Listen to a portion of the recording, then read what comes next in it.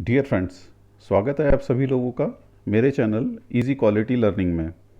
आज हम analytical method validation of impurities के बारे में ये वीडियो डिस्कशन करेंगे। तो आइए जानते हैं एनालिटिकल मेथड ऑफ इम्प्योरिटीज़ में हमें क्या क्या चीज़ करना है और इसके पर्टिकुलर कंटेंट्स क्या है। तो कंटेंट्स में है सबसे पहले regulatory guidance for AMV, parameters to be performed for impurity method validation, execution of validation parameters and documentation of validation activities. तो ये सारी चीज़ें हम इस पर्टिकुलर वीडियो डिस्कशन में डिस्कस करेंगे। तो आइए सबसे पहले जानते हैं कि रेगुलेटरी गाइडेंस क्या क्या अवेलेबल है। सबसे पहला रेगुलेटरी गाइडेंस है ICH Q2R1 validation of analytical procedures. Second है USP chapters 1225 validation of compendial procedure. उसके बाद में है IP 2018 2.5.10 validation of analytical procedures. BP 2018 में भी एनालिटिकल मेथड वैलिडेशन के लिए गाइडेंस है, validation of analytical procedure. Then WHO का भी गाइडेंस है और WHO के कुछ प्रेजेंटेशंस भी है जो एनालिटिकल मेथड वैलिडेशन के बारे में दिए हुए हैं। देन ये पर्टिकुलर स्लाइड जो है मैंने ICH से ली हुई है। ये पर्टिकुलर स्लाइड जो है आपके ICH में है एज वेल एज आपके 1225 में और IP में भी अवेलेबल है। इसमें ये बताया गया है कि अगर मेरा ऐसे का टेस्ट है तो मुझे क्या क्या पैरामीटर्स करने हैं, अगर मेरा इम्प्योरिटी का टेस्ट है तो मुझे क्या क्या पैरामीटर्स करने हैं, अगर मेरा लिमिट टेस्ट है तो मुझे क्या क्या पैरामीटर्स करने हैं, और मेरा आइडेंटिफिकेशन का टेस्ट है तो मुझे क्या क्या पैरामीटर्स करने होंगे। तो हम जानते हैं कि अगर मेरा RS का टेस्ट है या इम्प्योरिटी का टेस्ट है तो मुझे क्या क्या करना होगा। मुझे करना होगा स्पेसिफिसिटी, लीनियरिटी, प्रिसीशन। प्रिसीशन में तीन चीज़ें आएगी, instrument precision, method precision, intermediate precision. उसके बाद में accuracy, limit of quantification, limit of detection, robustness और स्टेबिलिटी ऑफ सॉल्यूशन। आपको याद होगा अगर ऐसे मेथड का जो हमने वैलिडेशन किया था तो उसमें जो है लिमिट ऑफ क्वांटिफिकेशन और लिमिट ऑफ डिटेक्शन नहीं थे। इसमें ये दो पैरामीटर्स ऐड हो जाते हैं। तो आइए सबसे पहले जानते हैं कि हम स्पेसिफिसिटी कैसे करें। आपने इम्प्योरिटी के एनालिसिस के मेथड देखे होंगे या RS एनालिसिस के मेथड्स देखे होंगे। उसमें दो तरीके के मेथड्स दिए होते हैं। एक तो वो मेथड होता है जिसमें कि आपके इम्प्योरिटी का सॉल्यूशन जो है वो इंजेक्ट करना होता है और इम्प्योरिटी के सॉल्यूशन का जो भी एरिया आता है उसके अगेंस्ट में सैंपल में इम्प्योरिटी का एरिया आता है, उसको कंपेयर करना होता है और इम्प्योरिटी का क्वांटिफिकेशन करना होता है। सेकंड मेथड जो होता है उसमें अपना जो एक्टिव इंग्रेडिएंट होता है उसका ही लो लेवल कॉन्सेंट्रेशन का इंजेक्शन लग के और उससे हम इम्प्योरिटी का एरिया कैलकुलेट करके हम निकालते हैं। तो आइए सबसे पहले डिस्कस करते हैं कि स्पेसिफिसिटी अगर मुझे करनी है पहले मेथड के लिए जिसमें मेरे को इम्प्योरिटीज़ ऑलरेडी अवेलेबल है और इम्प्योरिटी रिकमेंड की है कि इम्प्योरिटी के इंजेक्शन लगाने हैं और इम्प्योरिटी के इंजेक्शंस के अगेंस्ट में सैंपल में इम्प्योरिटी परसेंटेज कैलकुलेट करना है। तो उसे कैसे करते हैं, तो मुझे ब्लैंक या डाइल्यूएंट का इंजेक्शन लगाना होगा, उसके लिए प्लेसिबो का इंजेक्शन लगाना होगा। इंडिविजुअल इम्प्योरिटीज़ जो भी 2, 3, 4 इम्प्योरिटीज़ जो उसमें रिकमेंड की है उस पर्टिकुलर टेस्ट मेथड में उनके इंजेक्शंस लगेंगे। जो स्टैंडर्ड है मेरा API का जो स्टैंडर्ड है वो API के स्टैंडर्ड में इम्प्योरिटीज़ स्पाइक करके एट स्पेसिफिकेशन लेवल, अगर मेरा 0.5% का स्पेसिफिकेशन लेवल है तो 0.5% का लेवल पे मैं उसमें स्पाइक करूँगा और फिर एक इंजेक्शन मेरा वो लगेगा स्टैंडर्ड विथ इम्प्योरिटीज़ और एक सैम्पल प्रिपरेशन का इंजेक्शन लगेगा। तो ये पर्टिकुलर सारे इंजेक्शंस लगाने के बाद में मुझे ये पता चलता है कि जो मेरी इम्प्योरिटीज़ की RT क्या आ रही है, अलग अलग इम्प्योरिटीज़ की RT क्या आ रही है और स्टैंडर्ड के साथ में लगाने के बाद में उसके RT में कोई चेंज तो नहीं हो रहा है और उसकी मैं रिलेटिव रिटेंशन टाइम भी इस पर इवेलुएट करके कैलकुलेट कर सकता हूँ कि मेरे दोनों तीनों इम्प्योरिटीज़ की जो RRT है वो 0.5, 0.3, 1.1 जो भी आ रही है वो मैं कैलकुलेट करके इसमें इस्टेब्लिश कर सकता हूँ। सेकंड मेथड है जहाँ पे मैं low level of active ingredient लगा के और उसके अगेंस्ट में मैं इम्प्योरिटी कैलकुलेट करता हूँ। तो अगर इसका स्पेसिफिसिटी करना है तो मैंने क्या करना होगा, सबसे पहले डाइल्यूएंट, प्लेसिबो, उसके बाद में लो लेवल ऑफ इम्प्योरिटीज़ और फिर सैम्पल सॉल्यूशन। तो ये सारे इंजेक्शन करने के बाद में फिर मेरा एक्सेप्टेंस क्राइटेरिया क्या होगा इसका पर्टिकुलर दोनों के केस में, एक तो इम्प्योरिटीज़ के सारे इम्प्योरिटीज़ का जो रिटेंशन टाइम है उसमें एडिक्वेट रेजोल्यूशन होना चाहिए, यानी एक दूसरे से सेपरेट होनी चाहिए, सारी इम्प्योरिटीज़ जो है वो सेपरेट होनी चाहिए। वो ऐसा नहीं होना चाहिए कि एकदम नज़दीक नज़दीक आ गई है या ओवरलैप कर रही है, ये नहीं होना चाहिए। दूसरा, प्लेसिबो की कोई भी पीक जो है वो आपके इम्प्योरिटी के ऊपर नहीं आनी चाहिए। दूसरा क्राइटेरिया इसका ये है कि जो आपकी इम्प्योरिटी की पीक्स है वो प्योर होनी चाहिए। ये पीक प्योरिटी हम कैलकुलेट करते हैं, अगर जिस लैब में पीडीए डिटेक्टर होता है तो पीडीए डिटेक्टर के बेसिस पे हम पीक प्योरिटी कैलकुलेट कर सकते हैं। उसमें ये पता चलता है हमें कि कोई भी दो कंपाउंड तो एक साथ इल्यूट नहीं हो रहे हैं, मेरी सारी पीक्स जितनी भी इम्प्योरिटी की है वो प्योर होनी चाहिए। पर्टिकुलर क्राइटेरिया है स्पेसिफिसिटी के लिए। अब हम जानते हैं प्रिसीशन के बारे में। तो प्रिसीशन में जैसा आपको पता है कि इसमें 3 पैरामीटर्स होते हैं, सिस्टम प्रिसीशन, मेथड प्रिसीशन और इंटरमीडिएट प्रिसीशन। तो सिस्टम प्रिसीशन में हमने क्या करना होता है कि जो स्टैंडर्ड सॉल्यूशन होता है, जो भी स्टैंडर्ड सॉल्यूशन हमारी एसटीपी में रिकमेंडेड है, 0.5% है, 1% है, या जो भी कॉन्सेंट्रेशन दिया है, उस पर्टिकुलर कॉन्सेंट्रेशन को हमने 6 इंजेक्शन्स लगाने होते हैं और 6 इंजेक्शन लगाने के बाद में उसका परसेंटेज आरएसडी इवेल्युएट करना पड़ता है। तो अगर मेरा 0.5% का अगर स्टैंडर्ड सॉल्यूशन है या उससे लोअर है तो जनरली 10% का एक्सेप्टेंस क्राइटेरिया इसके लिए रखते हैं कि परसेंटेज आरएसडी जो है वो 10% से ज़्यादा नहीं होनी चाहिए। और अगर मेरा 0.5% से ऊपर का अगर स्टैंडर्ड है तो उसके लिए परसेंटेज आरएसडी जो है वो हम 5% का लिमिट लेके चलते हैं। ये जनरल एक्सेप्टेंस क्राइटेरिया है, ये किसी गाइडलाइन में स्पेसिफाइड नहीं है। Then method precision. Method precision में हम क्या करते हैं कि एक होमोजेनस सैंपल को लेके उसके 6 टाइम एनालिसिस करते हैं। 6 टाइम एनालिसिस करने के बाद में जो भी उसमें इम्प्योरिटी रिकॉर्ड्स होती है वो सारे इम्प्योरिटी को है टैबुलेट करके और उसका एवरेज एंड परसेंटेज आरएसडी निकालते हैं। तो जो इंडिविजुअल इम्प्योरिटीज़ की परसेंटेज आरएसडी है वो आपकी अगर 0.5% तक की अगर इम्प्योरिटी लेवल्स है तो 10% से ऊपर नहीं होनी चाहिए, और अगर आपकी इम्प्योरिटी लेवल 0.1% या उससे कम है तो उसके लिए जनरली हम ये एक्सेप्टेंस क्राइटेरिया रखते हैं कि आपकी इम्प्योरिटी केवल पास हो। उसके लिए हम कोई क्वांटिटेटिव एक्सेप्टेंस क्राइटेरिया जनरली नहीं रखते हैं। देन सेकंड आता है इंटरमीडिएट प्रिसीशन।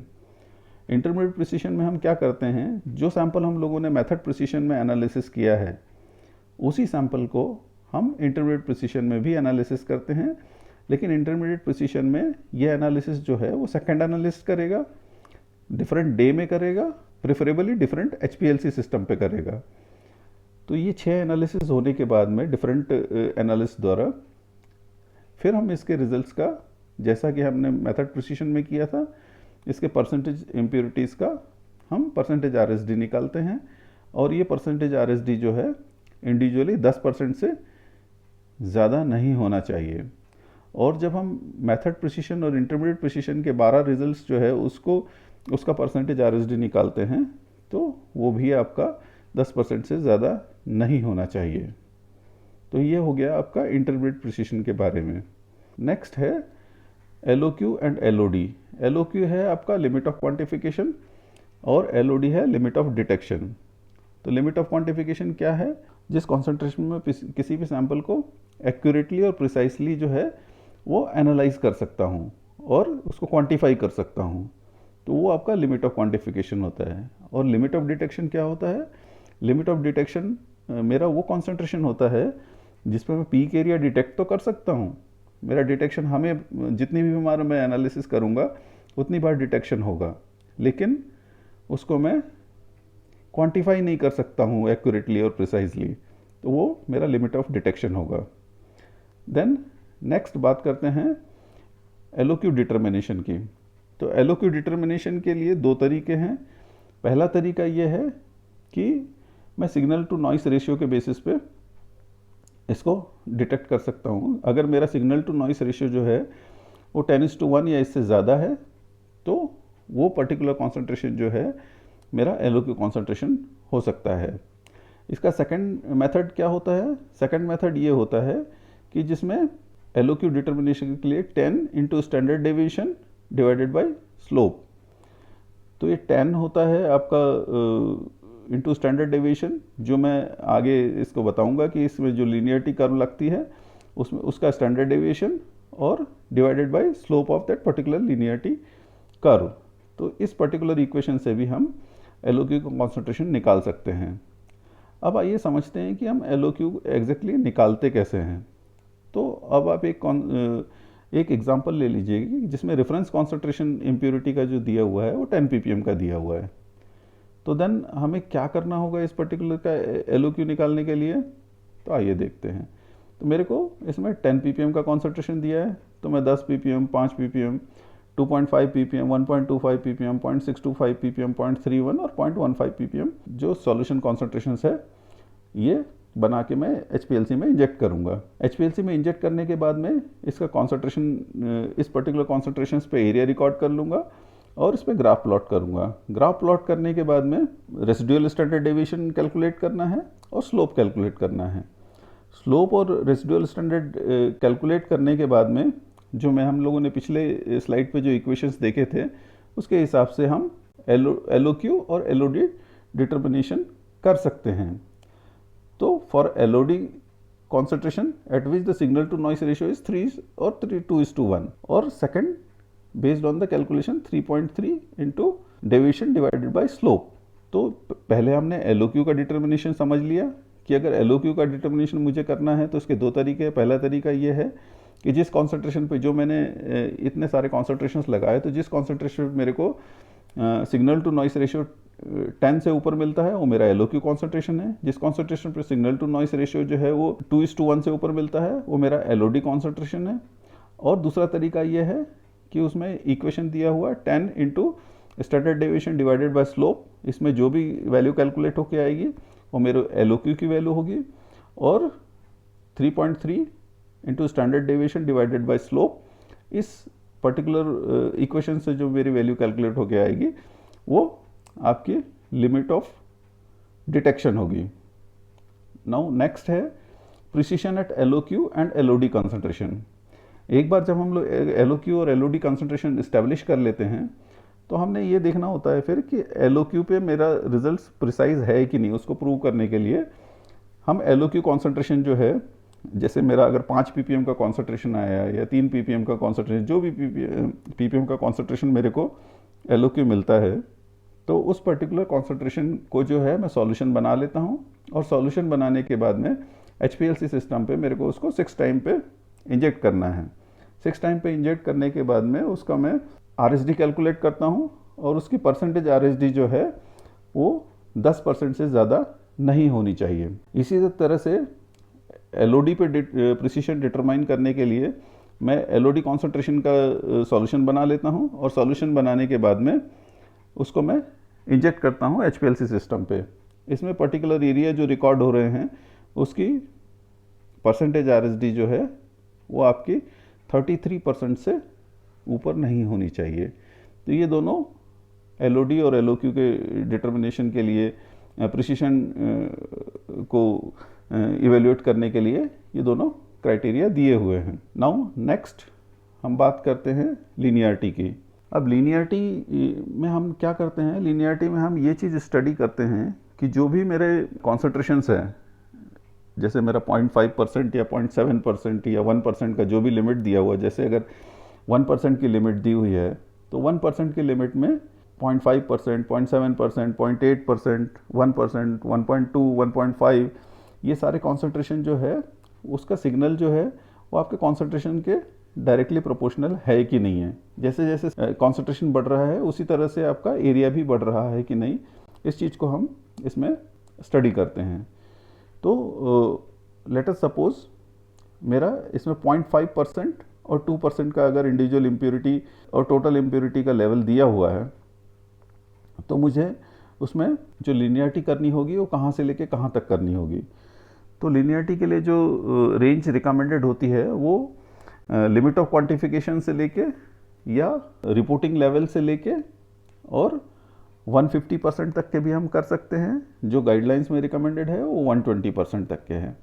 सो अगर मेरी 0.5% की अगर लिमिट है इंडिविजुअल इम्प्योरिटी की और 2% की टोटल इम्प्योरिटीज़ की लिमिट है और ये सारे मैं जो है लोअर एपीआई कॉन्सेंट्रेशन से ही ये डिटरमाइन कर रहा हूँ, तो उसमें मेरे को जो आपका लीनियरिटी करनी चाहिए वो कहाँ से कहाँ तक करनी चाहिए।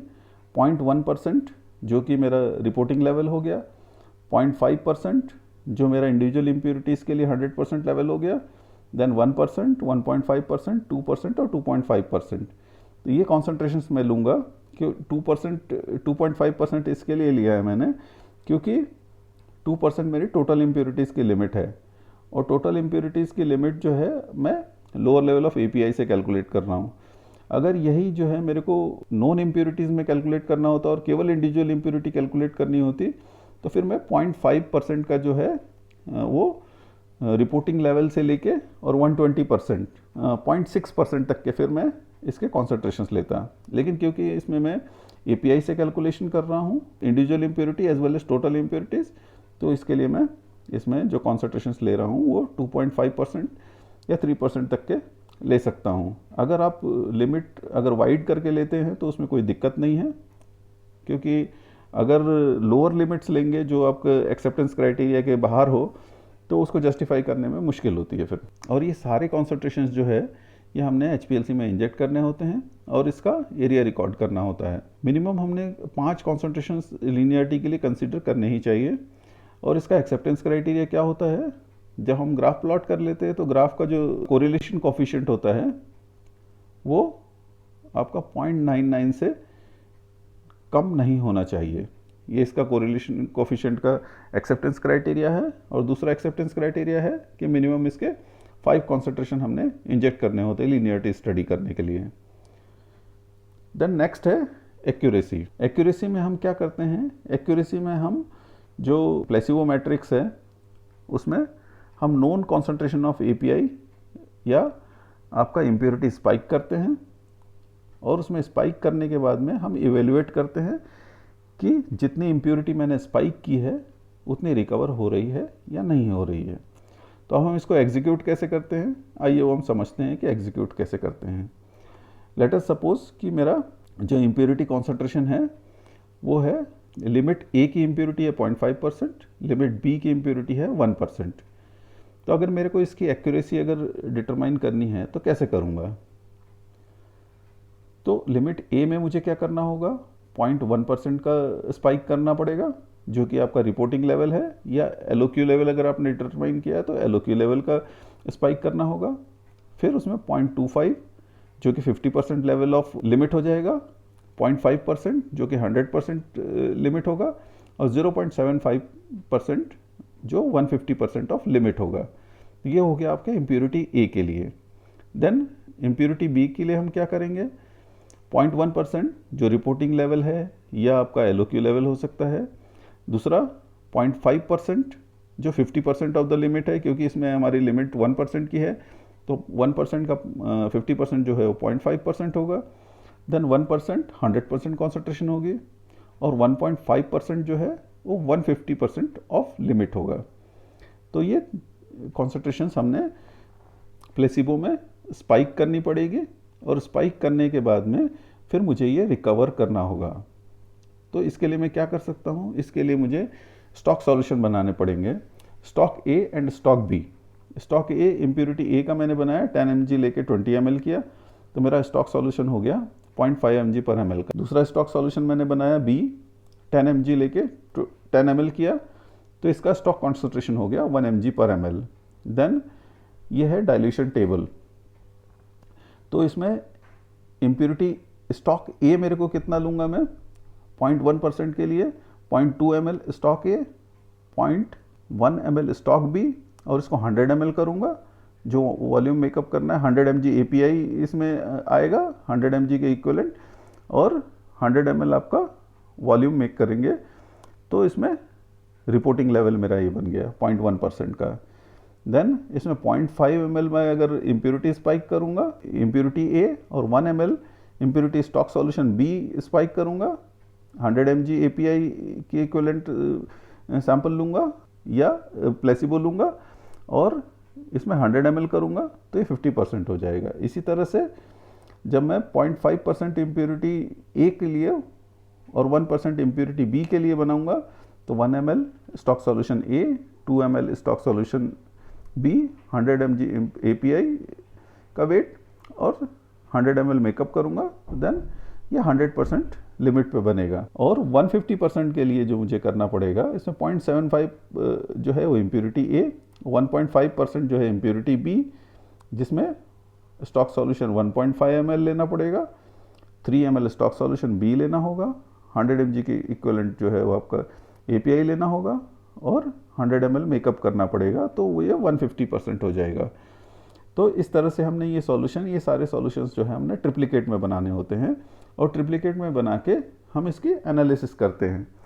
तो अब आपने ये देख लिया कि मैंने इम्प्योरिटी कितनी कितनी स्पाइक की, एक लेवल पे 0.5% स्पाइक की, 50% स्पाइक की, एक पे 100% स्पाइक की, एक पे 150% स्पाइक की। अब ये मैं सारे लेवल्स जो है इसको कैलकुलेट कर लूँगा एनालिसिस करके, और एनालिसिस करने के बाद कैलकुलेट करूँगा तो मुझे रिजल्ट हो सकता है कि जहाँ 0.5 आना चाहिए वहाँ 0.49 आए, 0.48 आए, 0.47 आए। तो उसको परसेंटेज रिकवरी में कैलकुलेट करने के लिए, जैसे एक एग्जांपल यहाँ पे दिखाया है, 0.48% मेरे को रिजल्ट आया 0.5 के अगेंस्ट में, इंटू 100 डिवाइडेड बाय 0.5। 0.5 क्यों कर रहे हैं? क्योंकि मैंने 0.5% का वो सॉल्यूशन बनाया था, तो ये मेरे को 96% रिकवरी आ गई। इसी तरह से मैं बाकी सारे सॉल्यूशंस के लिए भी कैलकुलेट कर लूँगा। अगर मेरा इम्प्योरिटी कैलकुलेशन जो है वो अगेंस्ट API कॉन्सेंट्रेशन होता है और लिमिट्स जो है 0.5 और 2% है, जैसा कि हमने ये देखा, तो उसमें क्या करूँगा मैं, उसमें 0.1%, 0.5%, 1%, 2%, 2.5% और 3%, ये सारे स्पाइक करूँगा इसमें। और स्पाइक करने के बाद में मैं, जैसे मैंने ऊपर कैलकुलेट किया है, जहाँ पे मैंने 0.1% स्पाइक किया, वहाँ मेरे को 0.1 के अगेंस्ट में कितना आ रहा है, 0.5 के अगेंस्ट में कितना आ रहा है, 1% के अगेंस्ट में कितना आ रहा है, 2 के अगेंस्ट में कितना आ रहा है और 2.5 के अगेंस्ट में कितना आ रहा है, 3 के अगेंस्ट में कितना आ रहा है, ये सारे मैं ट्रिप्लिकेट में करके और कैलकुलेट करूँगा। और हर लेवल पे मैं एवरेज रिकवरी कितनी आ रही है वो रिपोर्ट करूँगा। जो बाकी के लेवल्स है 50%, 100% और 150%, इन सारे लेवल्स के लिए जो आपकी लिमिट होती है जनरली 90 to 110% ऑफ स्पाइक होती है। जो हर स्पाइक लेवल पे जो परसेंटेज RSD, जो 3 एनालिसिस हम करते हैं उसकी परसेंटेज RSD है, वो आपकी 10% से ज़्यादा एक्सपेक्टेड नहीं होती है। अगर कहीं पे टेक्नोलॉजिकल बैरियर है या जहाँ कहीं कुछ मेथड का बैरियर है तो उसमें साइंटिफिकली जस्टिफाई करके आप अल्टरनेट लिमिट्स रख सकते हैं। अगर आपकी इम्प्योरिटी लेवल्स जो है वो बहुत लो है, जैसे 0.1 है या उससे कम है, तो देन उस पर्टिकुलर इम्प्योरिटी लेवल पे आपको जो लिमिट्स है वो अल्टरनेटिव लिमिट्स आप साइंटिफिकली जस्टिफाई करके रख सकते हैं। बहुत सारे लोग बहुत लो लेवल पे 50 to 150% लिमिट भी रखते हैं LOQ लेवल्स पे या रिपोर्टिंग लेवल्स पे, तो ये रखा जा सकता है, लेकिन इसका साइंटिफिक जस्टिफिकेशन देना होता है। देन नेक्स्ट है रोबस्टनेस। तो रोबस्टनेस में हम क्या करते हैं कि जो भी मेरा एनालिटिकल मेथड होता है इसमें हम डेलिबरेट चेंजेस करते हैं, जैसे कि आपका pH में 0.2 यूनिट से चेंज करके, फ्लो में हम चेंज करते हैं 0.1 ml के बराबर, और जैसे मेक ऑफ कॉलम जो है वो डिफरेंट मेक का ले सकते हैं। लेकिन इसमें जब हम कॉलम का वो चेंज करते हैं तो इसमें हमें ये ध्यान रखना होता है कि उसका जो टेक्निकल स्पेसिफिकेशन है वो सेम रहे, जैसे लेंथ है, विड्थ है, पार्टिकल साइज़ है, पैकिंग है, वो सारा एक जैसा रहे तो हम इसमें चेंज कर सकते हैं। और अगर कोई ग्रेडियंट का मेथड है तो उसमें आपका फ्लो में जो चेंजेस है वो रिकमेंडेड नहीं होता है।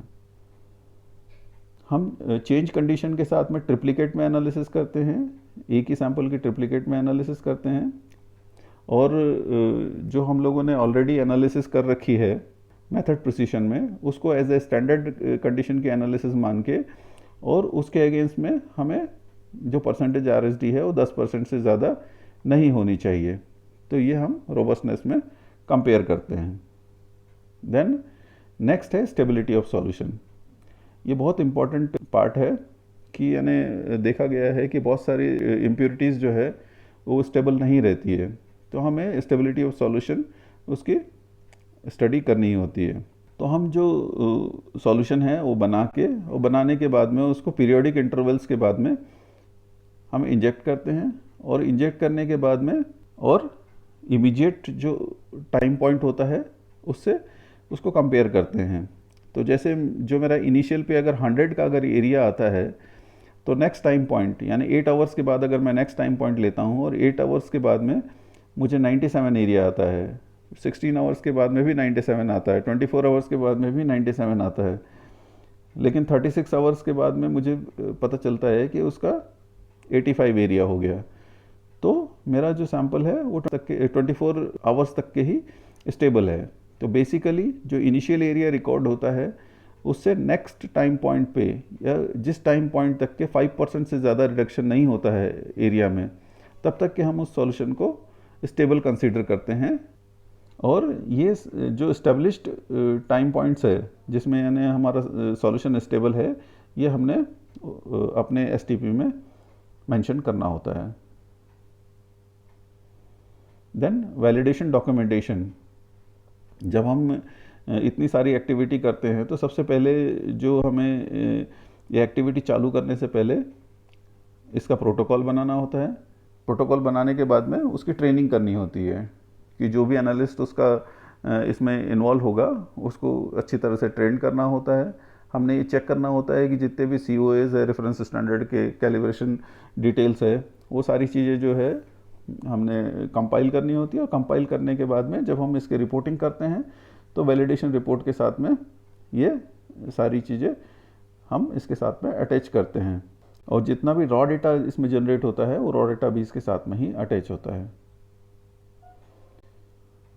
उम्मीद है आपको ये वीडियो डिस्कशन पसंद आया होगा। अगर आपको ये डिस्कशन पसंद आया तो आप और लोगों से भी शेयर करें ताकि और लोगों को भी इसका बेनिफिट हो। और अगर आपने अभी तक मेरे चैनल को सब्सक्राइब नहीं किया तो इसे सब्सक्राइब करें। Thanks for watching.